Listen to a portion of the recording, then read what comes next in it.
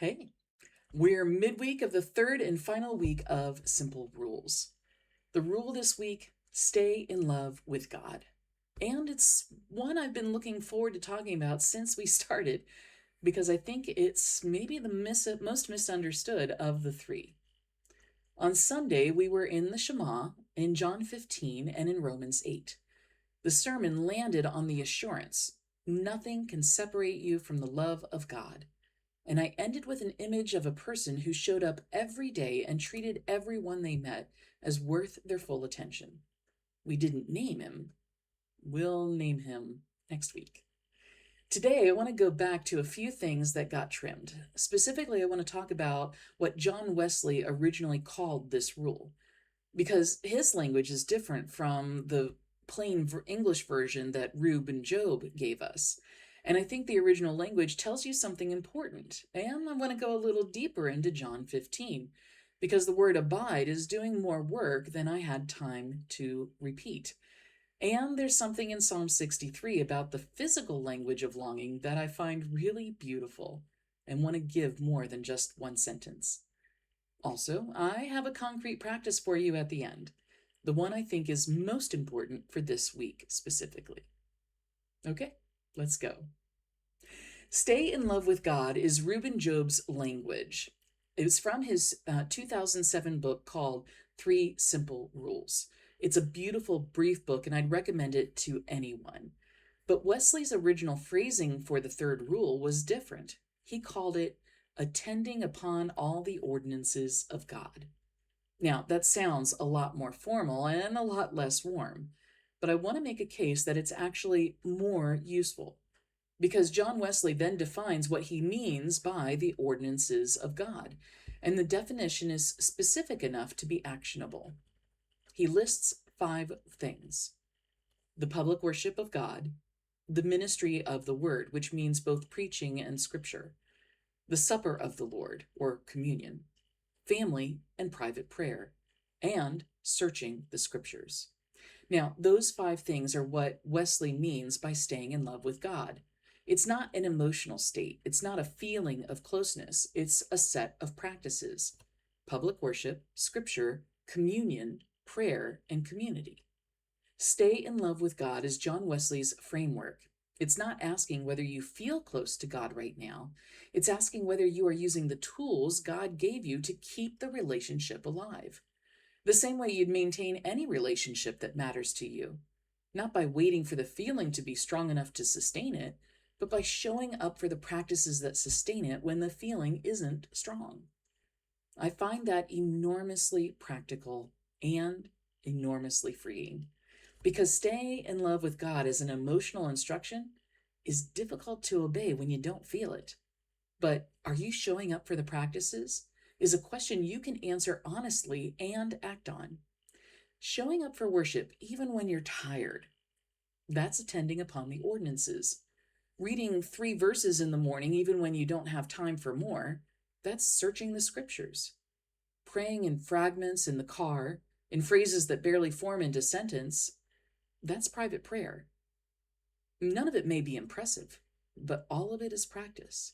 And Wesley was a realist about human nature. We've hopefully established that over the past 3 weeks.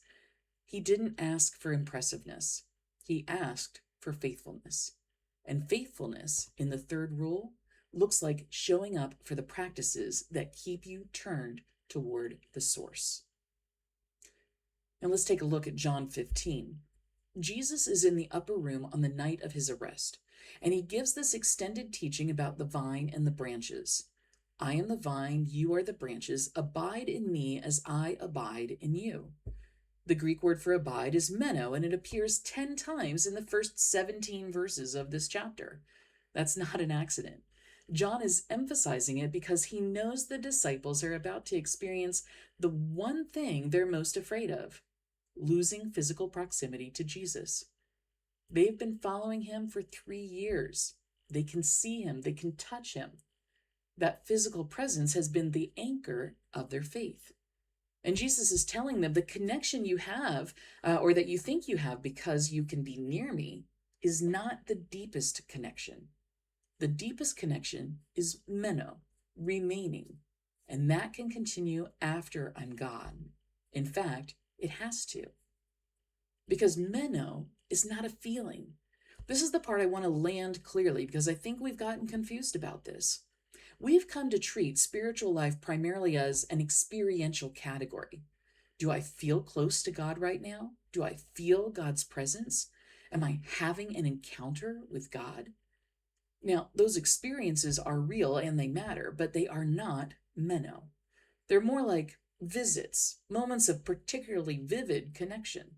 Meno is what happens between the visits.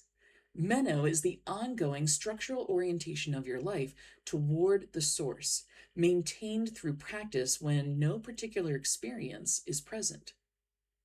A branch doesn't feel the vine, it doesn't have experiences of the vine. It is physically connected to the vine, and because that structural connection exists, life flows through it. The branch doesn't produce fruit by trying harder. It produces fruit by remaining in the connection. That's the grammar of stay in love with God, not achieve the feeling. Remain in the connection, which is exactly what Wesley's ordinances are for. They're the practices that maintain the structural connection when the felt experience is quiet. And this is important. The absence of a felt experience is not evidence that the connection has failed. The branch doesn't feel the vine on a Tuesday afternoon in the middle of an ordinary week, but it's still connected. The life is still moving through it. The fruit will come in season. If your prayer life feels dry right now, or your scripture reading feels rote, or worship feels like going through motions, that is not evidence that something is wrong with your faith. It may be the perfectly ordinary experience of a branch that is still connected to the vine, going through a season where nothing particularly dramatic is happening. Remain anyway. That's meno. Now, I want to spend just a few minutes with Psalm 63, because the psalmist uses body language in a way that I don't think we notice, and I think noticing it changes how we hear the whole psalm. O God, you are my God. I seek you. My soul thirsts for you. My flesh faints for you, as in a dry and weary land where there is no water. The Hebrew word for thirsts, semi, is physical. It's a body word. This is not a metaphysical statement about spiritual longing in the abstract.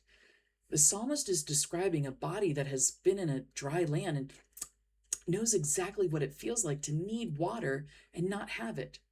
The thirst, that's specific. It's physical. It's urgent. And then verse 8, my soul clings to you. Your right hand holds me fast. The word for clings there, davak, is the same word used in Genesis 2, verse 24, when a man clings to his wife. It's covenantal, intimate, the language of someone who has decided not to let go. What I love about this psalm, and what I didn't have time to show fully on Sunday, is that it puts stay in love with God in bodily terms before it puts it in spiritual terms. The longing of physical, the clinging is physical, the thirsting is physical. And I find that helpful for those of us who aren't particularly mystical, for those of us who don't regularly have transcendent spiritual experiences. The psalmist isn't describing an otherworldly encounter. He's describing a body that knows it needs something and goes looking for it, a soul that grips the relationship with both hands and doesn't let go. That's available to all of us. You don't have to be mystically inclined. You just have to know that you're thirsty and what you're thirsty for and go toward it, even in fragments, even on a Wednesday. So, what do we do with all of this? Well, here's the practice for the rest of this week, and it's one I think matters most for this particular rule. Now, Wesley named 5 ordinances: public worship, the ministry of the word, the supper of the Lord, family and private prayer, and searching the scriptures. You're probably already doing at least 1 or 2 of those in some form, even if it doesn't feel impressive.